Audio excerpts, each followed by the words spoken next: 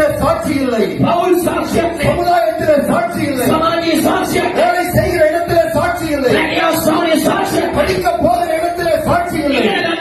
சாட்சியம் ஆனால் சபைக்கு வரும்போது தேவ தூதர்களைப் போல காணப்படுகிறார்கள்.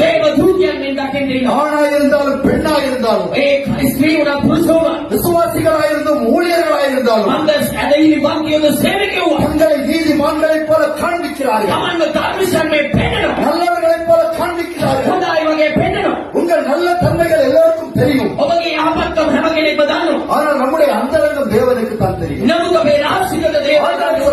ஆண்டவர் சொல்லுகிறார், நீங்கள் நீதிமான்களைப் போல தோற்றம் அளிக்கிறீர்கள்,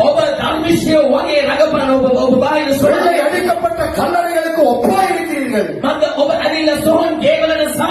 அவைகள் புறம்பே அலங்காரமாய் காணப்படும், உள்ளே அசுத்தத்தினாலும் மரித்தவர்களின் எலும்புகளினாலும் நிறைந்திருக்கும். நீங்கள் பார்வைக்கு நீதிமான்களைப் போல் தோற்றம் அளிக்கிறீர்கள், உள்ளத்திலோ மாயத்தினாலும் அசுத்தத்தினாலும் நிறைந்திருக்கிறீர்கள்.